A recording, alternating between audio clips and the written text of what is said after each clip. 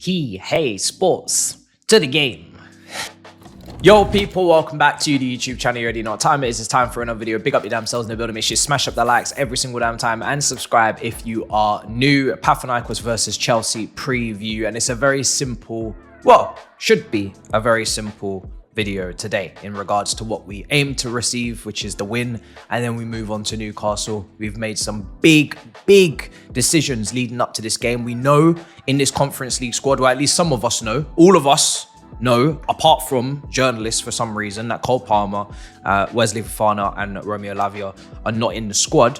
For some reason in these press conferences, and the questions just seem to get more and more idiotic, people are still asking about the same players. We're still hearing the same questions. Why is Palmer not here? If you don't know why Cole Palmer is not here by this point, there's something very seriously wrong with you.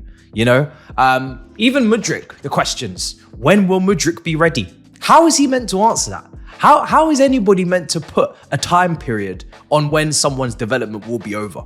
It's not university. And even then, you could still drop out, or you could still, have to repeat a year or fail an exam. There is no time period on development. There is no guarantees. So this question keeps coming up. Is he going to be ready in 6 months, 9 months? He's not in the womb. Maresca's not pregnant with Mudryk. Oh yeah, he'll be here in nine months. Give it 9 months, he'll be here, He'll be ready. He's just cooking right now. Don't worry, chefing it up in the kitchen. Food will be ready soon. Doesn't work like that. He may never be ready. That's what Maresca's trying to point out. Now, why wasn't he in the squad? That's a good question for Liverpool, because we didn't bring on João Felix and we could have potentially brought on Mudryk, right? He wasn't in the squad due to a technical decision. Every single time this manager is faced with Mudryk mayhem, he makes it very clear. Misha is Misha. It's down to technical ability. It's down to technical development. It's not mental. People have been pushing the mental, argument. It's not. He said it many a times. Nothing to do with that. It's nothing to do with confidence. Nothing to do. It's Misha is Misha. So either you're listening or you're not. This is another opportunity for him to obviously showcase what he can do. I expect him to start. We'll get into the teams and whatnot. But yeah, these pressers, some of them are not worth listening to. I'll be real. We're all in the comment section on the live of the Chelsea channel, just waiting for the questions to come in. And how could I forget João Felix? What star sign is João Felix? Have you ever asked yourself that question? Have you ever wondered, pondered, questioned, queried what star sign João Felix is? Let's all get João Felix's Snapchat and maybe it'll tell us there. Couldn't give a rat's bollocks. Not even my bollocks now. I'm not even putting my own bollocks on the line. Putting the rat's bollocks on the line today. Could not care less what João Felix's star sign is. João Felix could not care less what his own star sign is. He's like, what kind of question is this? You have accreditation. You have the privilege of being in the same room as the manager and players before a match to ask serious questions for the wider public, and you come with star sign. You should have your accreditation snatched off you on the spot. Shouldn't even ever see you in a press conference again. Fans with no journalism degrees, no journalism experience will ask better questions. That I have no doubt about it. Comical shit today, honestly, in the press conference. It's actually wound me up because there was some interesting questions that could have been asked, but unfortunately we didn't get them. So we just have to guess. Now the full squad is on screen, just in case you need a reminder of who's available for this fixture. We've left some key players at home. There is no Levi Colwill. There is no Caicedo. There is no Jackson. There is no Rees James. There is no Marlo Gusto. All of them have not traveled to Athens with Maresca and the team.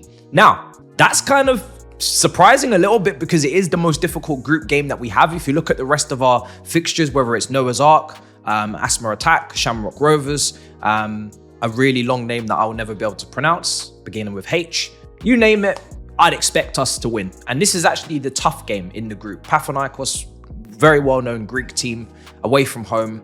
Obviously, there was a passing in their side in regards to, they're going to be charged. Their crowd are going to be really amped, aggressive. It's going to be hostile, potentially atmosphere, which I think we kind of need, just to show that we are about our wits with this competition. This is, if you can win this type of fixture in this competition, it kind of shows that you are really expected to win the competition. These are one of the better team. There are a couple of others, Real Betis, Fiorentina, but there isn't many. And this is one of the toughest, if not the toughest game you could get, really, especially with the added context regarding this game for their side. So, yeah.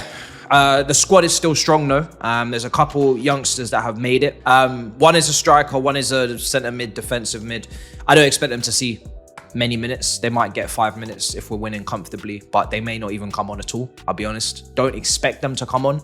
It's weird that they're in the squad, but obviously we've left out key players. And then there's the whole Josh Achampong situation, and it's disappointing. I'll say that. It's not a shock, because I have been kind of dangling the carrot for quite some time about Rees James versus Josh Achampong in terms of who is going to be the one that you have to pick from if you're going up against, availability is an ability and real big potential from a fullback that could be linked to Real Madrid, Dortmund, Liverpool. If Trent was to go to Real Madrid, Achampong could be a replacement to go alongside Connor Bradley next season. That would hurt. That would be quite painful to see another academy product potentially blossom and flourish for a rival. But because we have Rees James and Gusto, can we really expect to see a third right back on the books and actually be content and happy in that situation? Highly unlikely. Now, if he was to vacate to a centre-back or be an option for centre-back position, then obviously Disasi gets involved, and that's a lot more of an interesting conversation. But I don't think anybody's trying to offload Gusto. And to be honest, the way Rees James, again, just reminds everybody his quality, able to come straight back into a team against Liverpool and just boss things apart from the second goal, shows you the level that he has, and very difficult to even contemplate getting rid, even though, yes, if he was to pick up another injury, it becomes a debate, a discussion, like I keep saying with Josh Achampong. So it's gutting. I hope he agrees, because Maresca really seems to like him. He was obviously in previous squads. He's had minutes in this competition, so I'm hoping that he can agree a new deal and stay. But it also wouldn't shock me if he did leave, because he probably could be a Premier League starter next season. That's how good I think he can be. And we probably can't offer him that. Actually, we definitely can't offer him that, I'll be honest. If Rees James is fit, Rees James is starting right back. So, yeah, who to blame? I mean, I never want to see someone frozen out of the squad over a contract in this age group, because he did just sign a 2-year deal, I think was the max he could sign at his age. Earlier, was it earlier this year or last year? Earlier last year, I think it was. He signed a contract. So it's not long ago that he signed a deal. So then to penalise him so early on, not signing another. Listen, I get not getting first team opportunities, because we're not going to maybe give development pathway or opportunities to players that are not going to stay. That makes sense, right? Maybe. If you don't want to increase their market value, that's another option if you do play them. But we want to focus on maybe other youngsters, or just give them game time to players that are definitely going to be here. Okay, fair. But not having him even in the under-21 squad, which he didn't feature on the weekend, I find that a little bit odd. At least to let him just play with the under-21s. There's no skin off our back, in my opinion. But again, we'll see what that goes, how that goes, how that materializes. It's a shame. We'll see. I feel sorry for the player.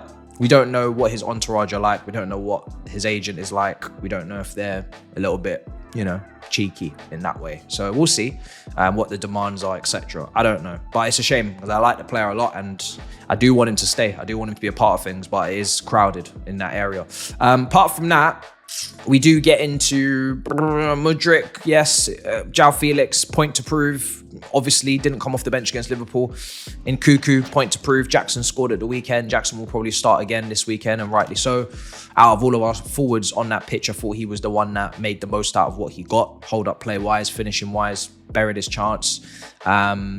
Continues to develop and improve. And then Enzo Fernandez. You are a B team leader now, I'll be honest. Lavia has done so well in that Liverpool cameo. If he's available and fully fit, and it's not doing too much to play him in the Premier League once a week, which the manager said once a week is the aim for him and Rees James, then Lavia starts in the Premier League for me. Lavia has done enough already in that cameo and in the pre-season to suggest that he should be starting Premier League games next to Caicedo and bringing that balance. And especially when Caicedo is passing into Jackson on multiple occasions, is a knife through butter through the heart of the defence, giving us the passing, giving us the chance creation that we've been looking for in the midfield in the first place with Enzo Fernandez. I can't argue, and I won't argue, that being the pivot partnership in the Premier League, which means Enzo Fernandez has got to start the Conference League games next to maybe a Dewsbury Hall or Cassidy, and he's got to he's got to prove himself again. He's got to prove that he can get back into that starting 11. If Lavia is being looked after, if Lavia is not ready, then yes, Enzo Fernandez starts in the Premier League. But on meritocracy, even after just a 53-minute cameo, I'm afraid I'm starting Lavia. So yeah, Enzo Fernandez, leader of the B team. And he should be able to absolutely walk it in these fixtures, walk it. Collect chances, create chances for fun, collect assists. Shouldn't even be a question for him in this type of competition. So I am looking forward to see him potentially ball out, get his confidence if he needs it, etc. Chukwuemeka's there as well, could see minutes. What would my starting 11 be? What would your starting 11 be? I mean, listen, this game could be a tough game, could be a 2-0. But I would like it to be at least a little comfortable. I still think we should be exerting ourselves and showing our quality and not really nail biting, even though the atmosphere is going to be intense. We know that Jorgensen has been confirmed to start in goal. No surprise there. I would like a nice performance from him because I do think that Sanchez's goalkeeping position shouldn't be as certified and as solid as it is, even though the manager comes out in post-match and praises him again. We're making a lot of individual errors. Maresca's saying that. He's saying, listen, defensively, we're conceding just as many goals as other teams. I think we have 10 goals conceded in the Premier League. Aston Villa have 10 as well. But our goals are being conceded in certain ways, individual errors and lapses of concentration. Nothing spectacular, nothing impressive is going in against us. And that's frustrating because if we was to, weed that out, then we'd get our 3 points in these matches. So yeah, we do need to improve on that side of things. Defensively, I think Badiashile potentially will start again. Because he obviously came off the bench against Liverpool. I think he did okay. I'm sure Desassi will start. And I'm sure Renato Vega will start, even though Cucurella is available and he is here. I'm sure Vega will start. And I'm sure Enzo Fernandez next to Dewsbury Hall or Cassidy, depending on who you believe in the comments down below, actually. Who do you think? Cassidy next to Enzo Fernandez or Dewsbury Hall? Who do you think is the better balance? Who is the better person to play alongside Enzo? Maybe from a physicality standpoint, you do go with Cassidy, someone who's a little bit maybe more defensively refined. If you continue to develop him in that way to be a DM, even though I don't think that's his end goal to be a DM personally, but that's all we've got in that position potentially today. So that's an option. And then up front, in that front four, I'm looking at Neto, Felix again, Mudryk, and Nkunku. I think it's pretty simple, very, very predictable. Got some academy products on the bench that could potentially feature if they are in a comfortable position in this game, if they are pushing in the right direction, but there's definitely no chance any academy product that got called up to this squad is starting this game, and rightly so. I think we need to take this game very seriously. We need to get back to winning ways. We are away from home. It is going to be a tough atmosphere, but we do need to win after dropping points in the last couple of games and kind of get back on the horse, so to speak. Newcastle's a massive game on the weekend. Momentum going into that would be very nice, very appreciated, very needed. And we go again. I don't think I've missed too much outside of that. Like I said, with Acheampong, it's an unfortunate situation.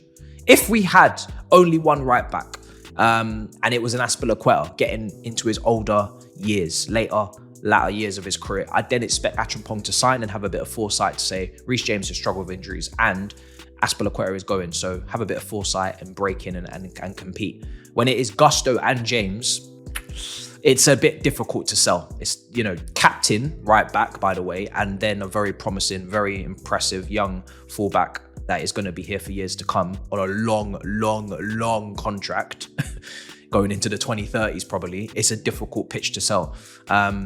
So unless he vacates the centre-back, like I said, I think this is only going to end one way, and it's going to be him going to a Dortmund, him going to a Liverpool, him going to even a Real Madrid. Potentially, they do need a right-back. I'm pretty sure he's not ready to start for Real Madrid, but he might come in as a deputy, and he might see that as actually more opportunity than Chelsea. If he goes in as a second-choice right-back at Real Madrid over a third-choice right-back at Chelsea, he's actually pushed up in terms of position, which is crazy, but it's reality. So we'll see how it all goes, people. But there's not really much more to it. It's a very simple situation. Win the game, leave in one piece, no injuries, and wait for Newcastle on that Sunday, where we just need to get back to winning ways in the Prem and fix that home record up, because it is very dicey. Palace, Forest, City. I think only Brighton is our only win there at home. So we just need to we need to fix up. But we walk before we run, get this game done, and then we go from there. So yeah, guys, smash up the likes, make sure you subscribe. Let me know in the comments down below how bad my pronunciations are, as always, because listen, this guy's fresh into the first team. As he starts to familiarize himself, I will familiarize myself too with you. But yeah, smash up the likes. I had it noted and nailed down prior to recording, but I knew I'd fumble the bag. I get very nervous. What can I say? I've been very nervous this week in general. I just really need wins. I really need wins. I get a lot of PTSD. Last season has scarred me, and the season before. We just need those wins, guys. But yeah, smash up the likes, make sure you subscribe. See you guys next time in a bit, people. Peace.